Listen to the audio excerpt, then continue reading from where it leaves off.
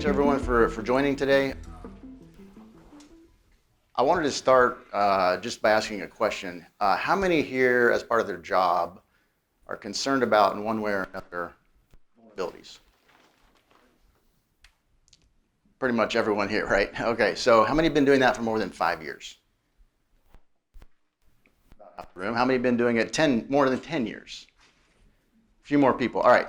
So in my case, it's been 18 years. And in one way or another, I've been chasing vulnerabilities, whether that was as a consultant doing AppSec assessments and pen testing, on the sales side as a solution architect, as a product manager, as an AppSec engineer.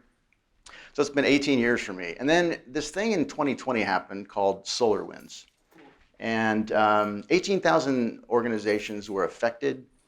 And those 18,000 organizations didn't have a vulnerability exploited in their environment. It was simply an update from SolarWinds that was deployed in their environment that was infected with malware. And me, that was kind of like an eye-opening experience because I thought if we quashed all the vulnerabilities, we wouldn't get breached, right? So this is like kind of had a shift in mindset for me. And I started thinking more about supply chain attacks and malware specifically. And so that's what I'm going to talk about today, beyond vulnerabilities, how to spot malware in your release. So first of all, who am I? I'm a director of technical product management for Reversing Labs. I've been on board about 6 months. I'm based in DFW area. Before my AppSec career, I had an initial 12-year career as a developer. And I was the Kansas City OWASP chapter leader for a bit. When I lived there. I was the original author of the Forgot Password cheat sheet. I worked with Jim Manico, who many of you probably just saw, on that. It's been modified and evolved quite a bit since I wrote that originally. It's my third time speaking at LastCon, and many of you might know me as the Netflix CSRF guy. That was actually my last talk at LastCon back in 2016. I talked about the vulnerabilities I discovered on the Netflix website. About Reversing Labs, so we were founded in 2009 based in Cambridge, Massachusetts. We have our roots in reverse engineering, malware analysis, and threat hunting. And by the way, malware analysis and threat hunting goes by math, and which is something before I didn't know that, but now that I've gotten it to the Reversing Labs, I understand that goes by math. And we have the largest file reputation database in the world, and we're a leader in software supply chain security now, that we've applied this technology, our core technology, in that space. And we are a LastCon sponsor, so please stop by if you haven't yet talked to us. So let me go and talk about the recent supply chain attacks. So of course, SolarWinds we all know about. Brad Smith, president of Microsoft, said it's the largest and most sophisticated attack the world has ever seen. And after digging into it, I would agree with that. So it was discovered in December 2020. The initial intrusion was actually in SolarWinds build system. That allowed, it's expected to be a Russian-based APT, that allowed them to implant an update of SolarWinds with malware. And that malware is called Sunburst. Right? And so 18,000 organizations were affected, like I said before, including FireEye, Microsoft, federal government agencies, very widespread impact from that supply chain attack. So just going into the technical details a little bit about this. First of all, the software that was breached or that was implanted with malware is called Orion. It's an IT management and monitoring system, a very popular piece of software that's used by tens of thousands of organizations. It's built on .NET and C#, and it does have an automated update process, which the attackers took advantage of. So there was actually an initial malware that's been dubbed Sunspot. And Sunspot, actually, the way it worked was first of all, it was on the build server of SolarWinds. So every 1 second, it would check for a running process on the build server for msbuild.exe. And if it found it, it would check what's the target of that build. If the target was this DLL, SolarWinds Orion Core Business Layer.dll, it would quickly replace one source file called inventorymanager.cs with a backdoored version that had been prepared. And then it saved the original source file to inventorymanager.bk. And then it waited for msbuild.exe to exit, and it put the original file back in place. All right, and so that source file that was replaced had Sunburst malware embedded within it. And because of the update process, this was not caught by SolarWinds. Their release went out. They infected their customers. Like, worst case scenario for a product vendor, right? But this, like we talked about, this Sunburst malware was super stealthy, super sophisticated. It lay dormant for 2 weeks. A lot of organizations will test an update, put it in a sandbox, and test it, make sure nothing bad is going on. Sunburst malware lay dormant for between 12 and 14 days is what it was coded to do. And then it came alive, contacted a command and control server. So it was a very advanced type of supply chain attack. Now the timeline for this is from SolarWinds actually. So first of all, in September of 2019, the threat actor actually did a test run. They modified a source file, again, on the build server. All they did was they added a bit of code that was basically an empty class file in one of the source files.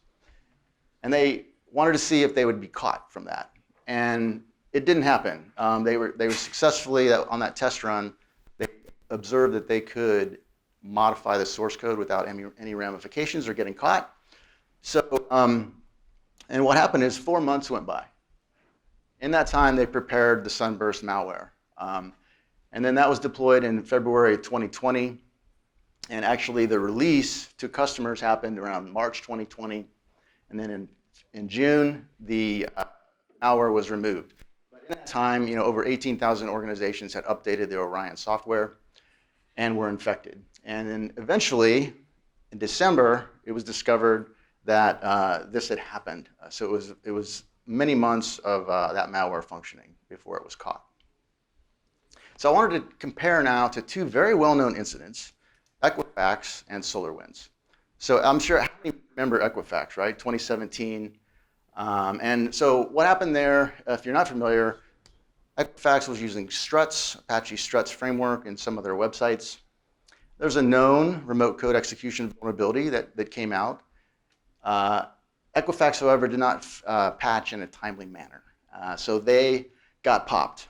A relatively simple exploit. It was an open source, Struts is an open source component. So this is an open source related breach. The software was vulnerable and a single organization was affected. Of course, they have data on almost every American, every adult American, so probably everyone in this room had their data stolen in that particular incident. But again, it was a single organization. So SolarWinds, a lot different story. The build system was infiltrated.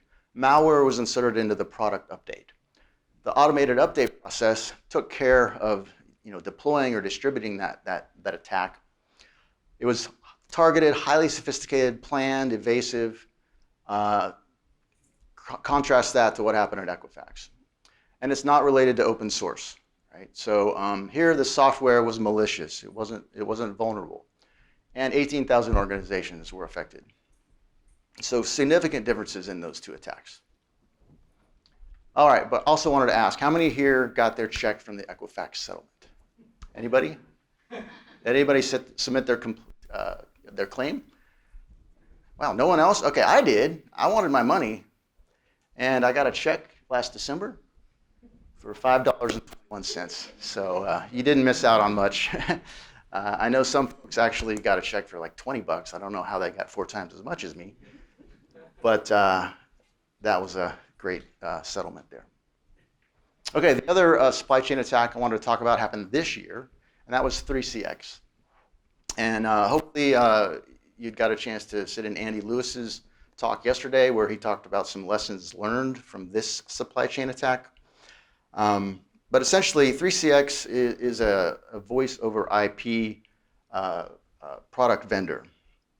And their product is built on the Electron framework, very popular for desktop apps, right? So many tools you use, Postman, Visual Studio Code, even Slack is built on the Electron framework. So very, very popular framework. Now the attack was suspected to be executed by a North Korean APT, and there were 2 DLLs that were actually compromised in this attack. The 2 DLLs were D3D compiler and FFmpeg. Now those 2 DLLs are part of the Electron framework. So these are not DLLs that are 3CX business logic code. These are part of the framework.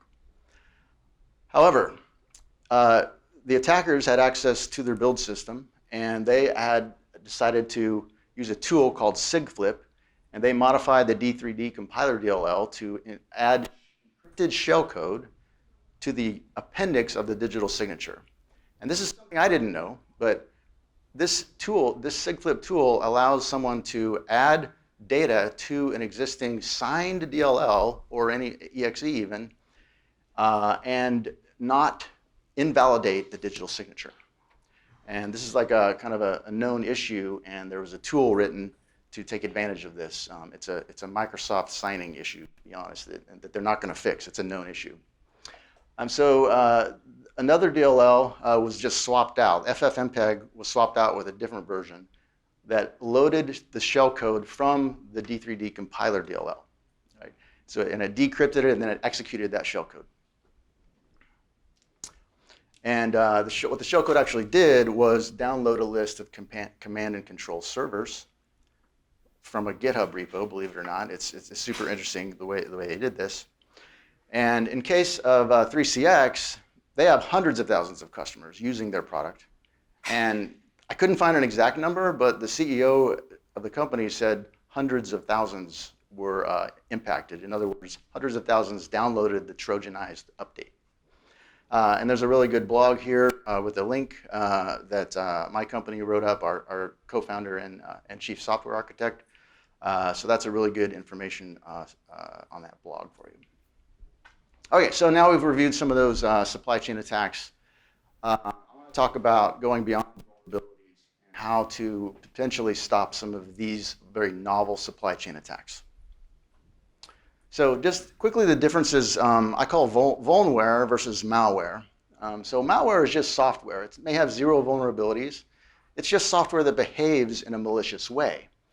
Now, vulnerability scanners, and I've worked for vendors doing vulnerability scanners, they can't understand the intent. Typically they look for vulnerabilities. So they're going to track data where it enters an application, and that's going to be your source, to where it's ultimately used, which is your sink. And they do data flow analysis and control flow analysis, pretty sophisticated stuff, but they're looking for those vulnerabilities. But it doesn't consider the context. It doesn't care what is the software doing. It doesn't matter. It's just very technical in nature that it's looking for vulnerabilities. So in other words, now vulnerabilities is, we can't stop checking for vulnerabilities. Or as Jim was saying, fix your bugs, right? Shift left is a wonderful thing. We don't want to stop shifting left. But what if the whole build process, the assembly of that software is compromised, which is what happened at SolarWinds and 3CX? So, one idea is, let's just secure our build systems, right? That's what we need to do. We need to lock them down and make sure nobody gets into those systems. Well, it's just not that simple. It's really complex just due to how modern software is constructed today. There's a lot of moving parts, and the overriding concern is time to market. Everyone wants to push out software quickly. But you have your CI/CD servers. There's all kinds of different types of CI/CD tools. There's the runners that may be separate from the actual CI/CD server. You're going to have your first-party code from source code management. You're going to have third-party open source libraries that may be coming from public repos. You may also have an on-premise, like say Artifactory, where you're pulling components from it, and you may be putting your final binaries in an Artifactory, for example. And then you have, some instances may be on-prem, some may be hosted in the cloud. There can be many steps and stages in a pipeline. You may be doing code quality tests, AppSec testing tools. What are the delivery mechanisms? Are you actually just putting it on the final software in an artifact repo, or are you actually going to have a deployment to a stage, dev, or production environment? All these things are involved. And there's a really interesting MITRE ATT&CK-like threat matrix for CI/CD pipelines out there. And it's written by a guy, let me make sure I get his name right, Hiroki Suwazawa. And he did a talk at Code Blue 21 conference, and I have some links here. But he had this threat matrix is just kind of a sampling of how challenging it is to actually secure a build system. So I want to introduce behavioral analysis into the mix here. So many of you may be familiar with dynamic sandboxing to detect and look at behaviors of software to maybe detect tampering. And you know, FireEye was one of the first to do dynamic sandboxing. It's very common now. But essentially, what that does is detonate the software in some sort of a VM or a sandbox, and you observe what it does. So this is what the SolarWinds malware knew this, and that's why it lay dormant for up to 2 weeks and didn't do anything. But for having this sort of analysis sandboxing approach, you have to have the supporting infrastructure. Malware often checks, besides laying dormant, it may often check to see if it's running in a virtualized environment and stay quiet and not do anything. It's not really CI/CD pipeline friendly to do this analysis because it can be slow.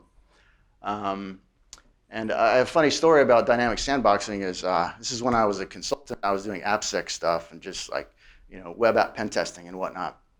I was at a dinner in Denver, and there was a guy from FireEye there. I'd never heard of FireEye, and he was telling me about what they did, and which is the dynamic sandboxing, like one of the very first pioneers in this, right? And it was like 2010 or something. I could not understand what he was talking about. It was just not my world. Like, I didn't get it. I was about pen testing web apps, and he's talking about sandboxing, detonating software, and seeing what it does. I get it now. I understand. It's very mature and very popular now, but it has some limitations when it comes to these supply chain attacks. All right, so can we get behaviors without dynamic analysis? So that's the question here.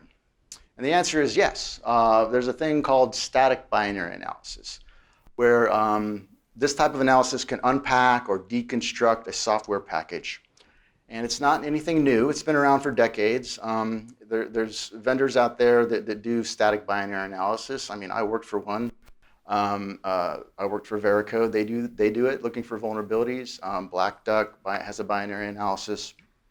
So it's nothing new. It's been around for many years. But one thing that it can do is translate the code actions into the effects they could have on the machine that runs them, right? So it can enumerate software behaviors, also called static behavioral indicators. And it's a way to get the behaviors of a piece of software without the dynamic analysis. So in terms of the recursive unpacking and how this would be done, let me just show some examples. First of all, in a Windows environment, you may start with an MSI. You have an installer for some software in an MSI file. Well, you can unpack that, deconstruct it, and you may find several cab files within there. Well, cab files is a known file format, so you can unpack that, and you may find there are some exes within there. Well, you can unpack that, and there may be some .lib files. And eventually you get down to the point where you can't unpack anything anymore, but you know what the Windows systems calls are by observing that very final piece of the unpacking. In a Linux world, it's just different file types. You may have an RPM that unpacks to a .cpio, and you get some shared objects, and that can give you the Linux kernel calls. In a Java world, think of a Java web app in a WAR file. You can unpack that. You get a bunch of jar files and class files. Eventually, when you get to the Java bytecode, you know what the Java system calls are. So you can kind of decipher what the behaviors are from that. So here's just some examples of behaviors that you can get from static binary analysis. There's many hundreds that you can enumerate by doing this analysis. This is just a few of them.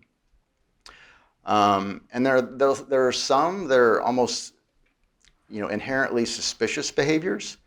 Not always, but these are some. For example, delaying execution, enumerating running processes, trying to detect if you're in virtualized environments, tampering with services related to firewalls or antivirus, enumerating all available password database entries, sending or exfiltrating data over a network connection, and tampering with system shutdowns. So these aren't, I mean, there may be some software, these are perfectly legitimate behaviors. So you can't just say at an absolute value that these are bad.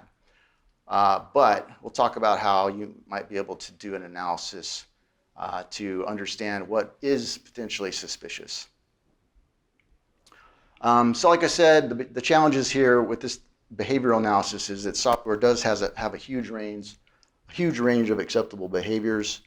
And you're very unlikely just looking at the behaviors for a piece of software to say, oh yeah, that's malicious, or no, that's safe. Very unlikely. So yeah, you have to know the nature and the purpose of the software, and there could be many hundreds of behaviors to review, right? And then also, do you have the right person to look at the behaviors and understand from a technical perspective, what does this behavior mean, right? So that's also a piece of it. Kind of the solution to that is to check the differential. So check the diff, all right? So differential analysis helps overcome these challenges. So like I said, the absolute value of the behaviors doesn't really matter all that much, but if you can observe what are the changes in the behavior from one version to the next, that's going to be very useful. So essentially what you need to do is establish a baseline if you have your known good software package, your known good version, known good release, you set that as your baseline, and then you can monitor changes from one release to the next. So, think of it as a behavioral hash versus a file hash. You can, file hashes are useful in many cases, but it's also tough because a file hash will change with any minute little change to the software, so you can't necessarily rely on that. Doing this differential also allows for automating things in a CI/CD pipeline. So you may be able to develop policies, specific threat hunting policies that can identify common patterns in the changes that may indicate malware.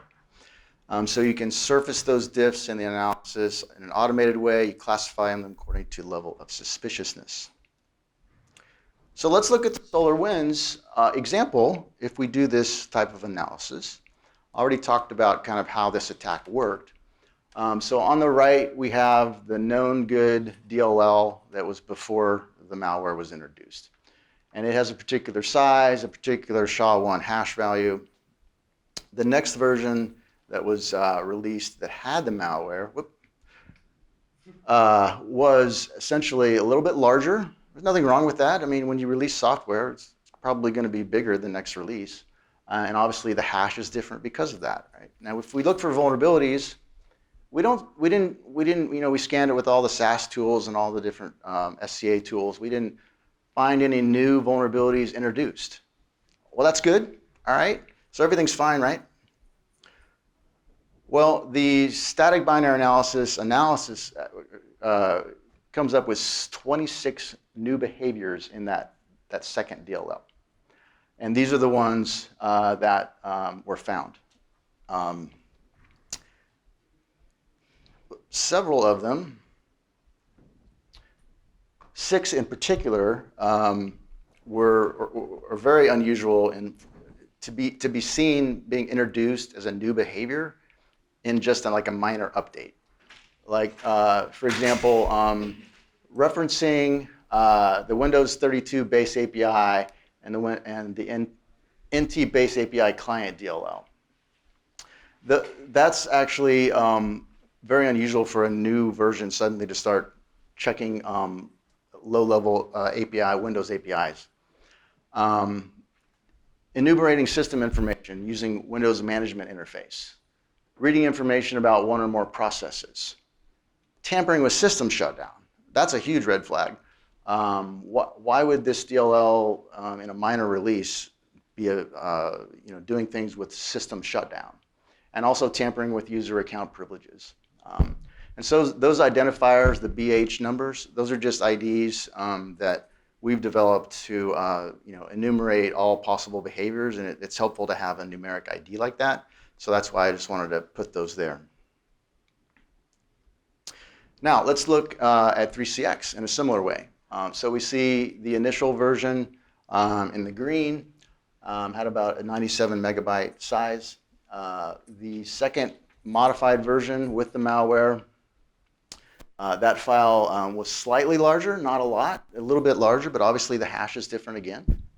And scanning with our vulnerability scanners doesn't find any new vulnerabilities introduced. So, we're good, right? Well, what we do see is one new issue from our static binary analysis and one new behavior. The new issue was in that D3D compiler that I talked about. And essentially, what you see here is that it was a little bit larger in size, from 4.66 to 4.93 megabytes. And the hash is different. But the new thing that popped up that was identified was that we detected a digital signature that only partially validated the integrity of the signed content. So that goes back to that, the way the attack was done, where the encrypted shellcode was added to the signature appendix. It didn't fully break the digital signature, but it only partially validated it. That's a big red flag, because this DLL is not a 3CX DLL, and it's just a new release, a new version. Why would suddenly a digital signature only partially validate the content? And then secondly, the behavior in the FFmpeg DLL, a new behavior is that a reference to the D3D compiler DLL showed up, right? So those two things together, really suspicious, and something that really should have probably stopped the release. And for investigation, so if 3CX had been doing this type of thing, this is something they probably could have avoided infecting 100,000 plus of their customers. Okay, so let me talk about some of the use case with this type of analysis, possible use cases with the behaviors from the static analysis. First of all, you have software producers and software consumers, all right? So SolarWinds and 3CX would be your producers. So for them, this is a really ideal type of analysis for product security. Again, it's like worst case to infect your paying customers, right? So you want to avoid doing that as much as possible. And at least do it before a release. Maybe you're not doing it on every build within your CI/CD system, but before a release, do the analysis, just check the behavior differences, see if anything looks suspicious at all. You're developer of the software, you should know what behaviors were added from one release to the next. With this type of analysis, you can automate in a CI/CD pipeline. Doing that differential is really helpful. And then you can fill the build if unexpected behaviors pop up from one version to the next. And then also this type of analysis supports the concept of doing a reproducible builds check. And I'll talk about that in a minute in the next slide. Other use cases for software consumers. So organizations that are bringing in a lot of software to their organization and deploying it, running it. So this is the third-party risk management or TPRM use case. Right? So a lot of procurement teams may find this useful. M&A activity, checking the software before you bring it into the organization, right? And you don't need the source code, so vendors don't have to provide source code to do this analysis. There's a term out there called VAST, or Vendor Application Security Testing. So this is, again, nothing new, where a vendor provides their binary, uploads, for example, to do the analysis, and then the consumer can look at the results and decide whether or not they trust the release. If they do find something suspicious, they can alert the vendor. And policies can be tailored according to the organization's risk appetite.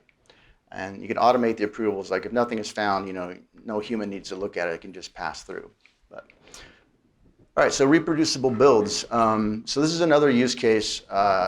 Essentially, what a reproducible build is. How many have heard about the concept of reproducible builds? Okay, a few folks in the room. That's great. Yeah, it's been around for many years, and essentially, it's the idea that you can have two separate build environments, separate and isolated from one another, and it helps to defend against build system tampering and software tampering. Because what we do, we assume a threat actor can't infiltrate both systems and then make the same changes. So what you do, you end up with two build systems that are essentially identical, but but they're isolated and separate, and you end up with two software artifacts at the end. They're not going to typically match bit for bit unless you jump through a lot of hoops to make that happen. But with timestamps and order of events of build systems, the file hashes of the two final binaries aren't typically going to match. In fact, they're most likely not for sure going to match. But if we compare by behaviors instead, these should be identical. Right? So reproduciblebuilds.org has all kinds of information about this concept. A lot of good information there. But just to show you, like, kind of in a diagram the way that works, you have two separate build environments. They're essentially identical. They're bringing in the same source code, bringing in the same open source dependencies. They're running the same tests. They're delivering the software in the same way. And they end up with two separate software artifacts. They're not going to match bit for bit, so the file hashes are going to be different. But if you can compare those by behaviors, then you can have really good confidence if the behaviors are identical from these two build systems, that at least you know there's probably not been a threat actor that's tampered with it. Right? It doesn't fix everything. Like, you may have a malicious third-party component that is brought in both build environments, and essentially you'll have both software artifacts will have that same problem. But now let's move on to, can behavioral analysis stop the next SolarWinds or 3CX, the next supply chain attack? Well, I was fortunate enough to go to Black Hat this year, and I was able to sit in on Jeremy Long's Black Hat talk. Jeremy is the creator of OWASP Dependency Check, so a pretty well-known figure in the industry. His talk, Reflections on Trust in the Software Supply Chain, included an interesting demonstration of a software supply chain attack involving a malicious dependency. So in his demonstration, essentially there was a dependency that he created, and it had compile time scope, and he did everything in Java, Spring Boot, and Maven. Essentially, his dependency inserts a backdoor, a reverse shell, into the actual software at build time. So now, interestingly enough, the malicious code is actually hidden in a string variable, and that code gets compiled on the fly during the build. And it uses annotation processing. It's a pretty sophisticated attack. I look at it as kind of a novel supply chain attack that he presented here at Black Hat. But the cool thing was, he released the code for this demo attack, and I grabbed it. I forked it, and I did some analysis using this binary static analysis approach. And this is just in a diagram that illustrates the attack. Essentially, the build here in the lower right is where the malicious code actually gets compiled and inserted into the final build artifact, which in this case is a jar file. And this is the actual snippet of the malicious code in a class called sensordrop.java. And if you take a look at it, you'll see that there's a string variable, a private static string variable called code. And this string variable essentially is defining a new class called ctxtListener. And it's doing some bad things. It's opening up a TCP socket, and it's listening on port 999. And this is the reverse shell backdoor that his demo attack actually does. And so that code gets compiled, and when you look in the final jar that gets built, you'll see a ctxtListener.class file. All right, and so that is the backdoor that gets inserted during the build. So very, very stealthy in that it's not actually in the source code of the malicious dependency. So what I did was I compiled his sample repo, uses Maven, so it was pretty easy to do. And I compiled it without that malicious dependency, and then I did another compile with the malicious dependency, and I ran the static binary analysis on both. So essentially, the first scan was our baseline. So I was essentially pretending I'm a software producer. I'm releasing software. First version is clean. The second version somehow had this malicious dependency that I was not aware of. Right? So now we have two jar files. We have one that's clean and one with Jeremy's malicious dependency and malicious class file, the ctxlistener.class. Right? So If we look at that, from the first jar, we see that there were actually, in terms of behavioral changes, there were 15, right? So we see that it was 15.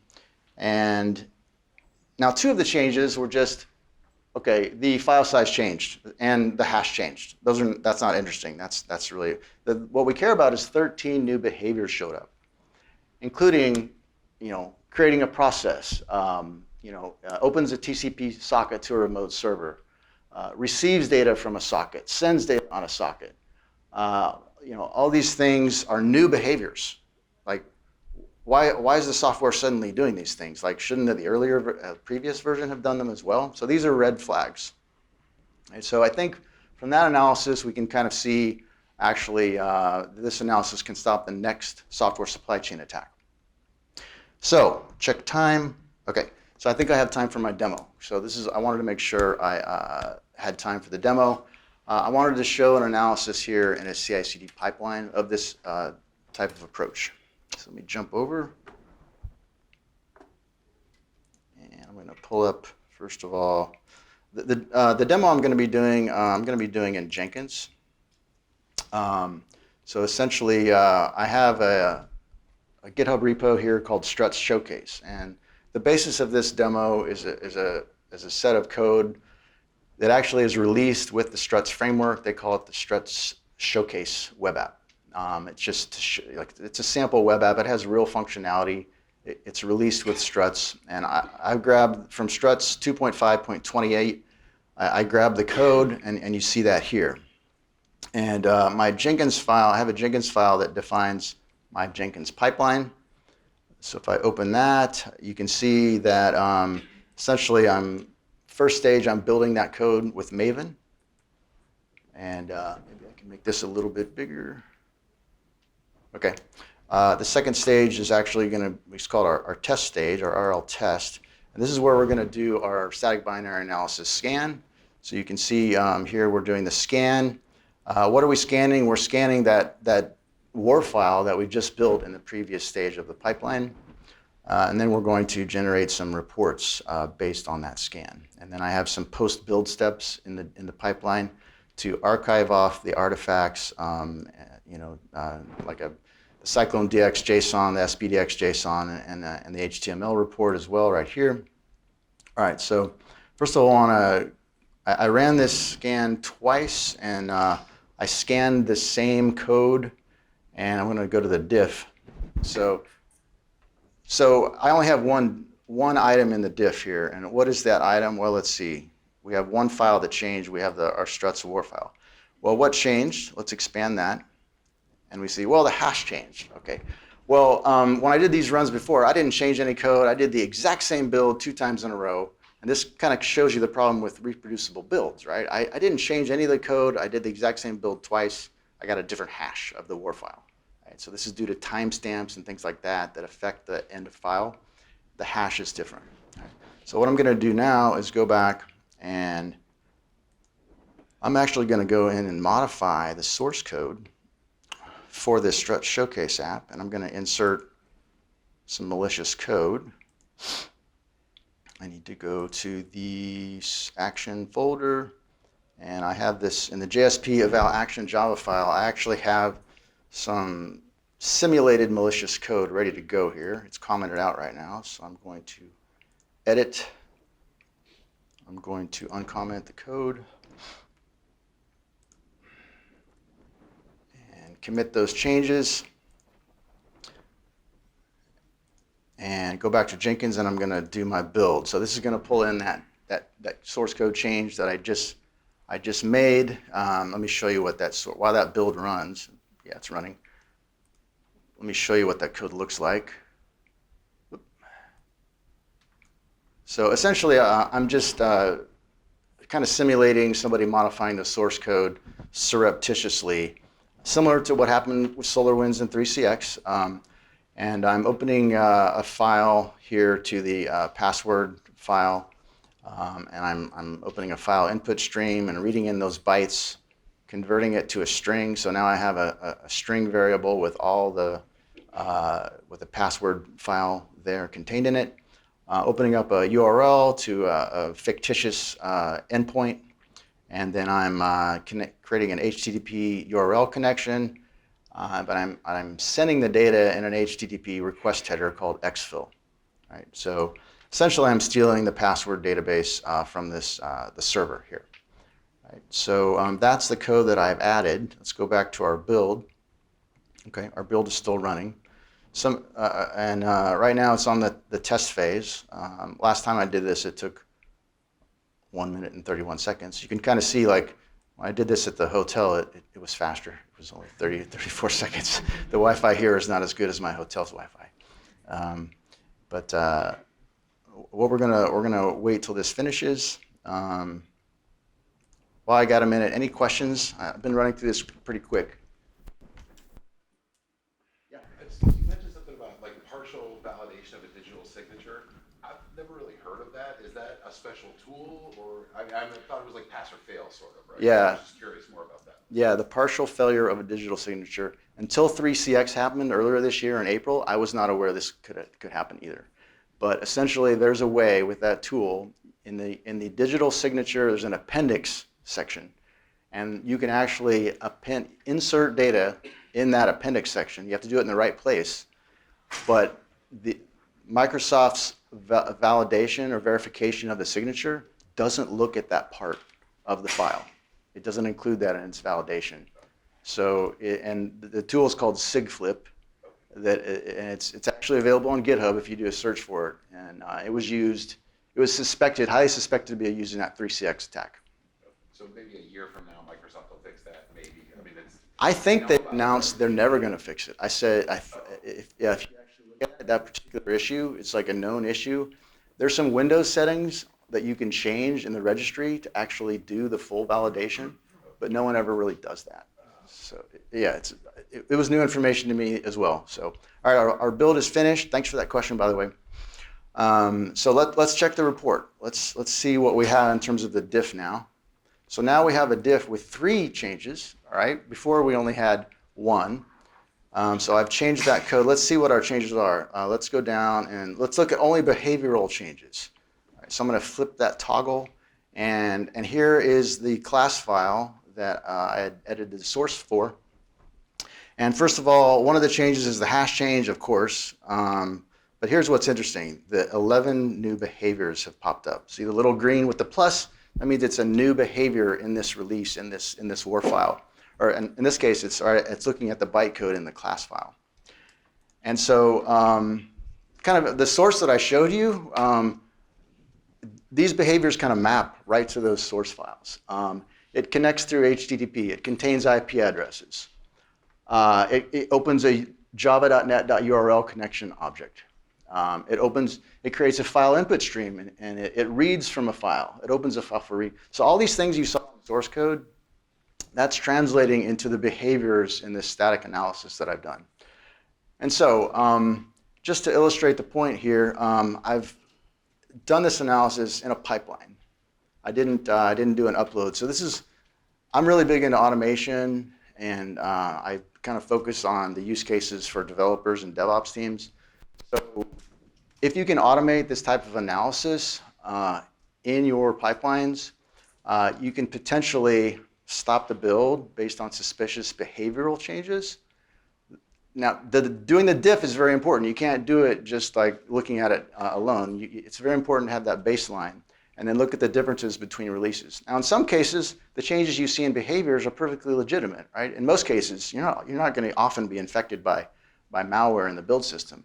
But the point is, if you're a producer writing the software, you should know which behaviors make sense, which ones should be there for this release, which ones shouldn't be there. And at worst case, you stop the build, do a little investigation, make sure you're not the victim of a supply chain attack. Because like I said, you don't want to infect your paying customers. Not a good thing, right? So this is one approach to doing that. And hopefully this little demo here that successfully worked gave you some ideas about that.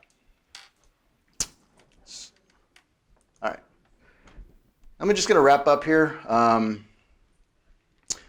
Talk about what did we learn from this session today. At least I hope that I've been able to get some ideas across that Static binary analysis and specifically looking at behaviors is relevant to detect novel supply chain attacks.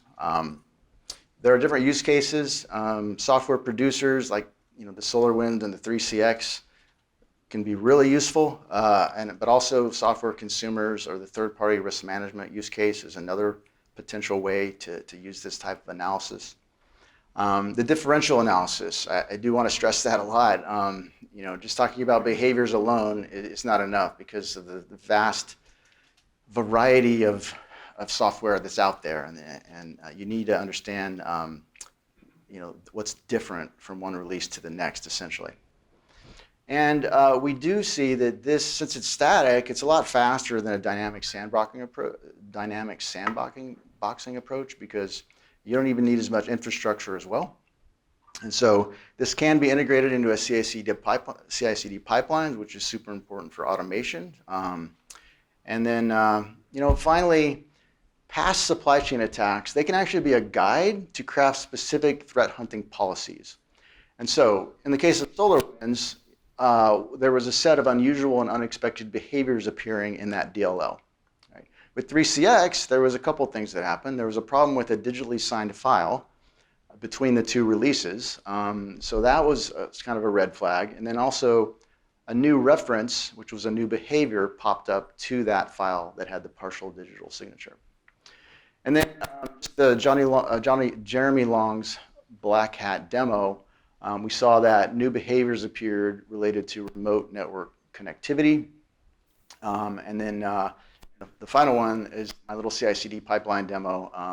It was similar in that it was reaching out to a remote URL and exfiltrating data. So thank you for your time.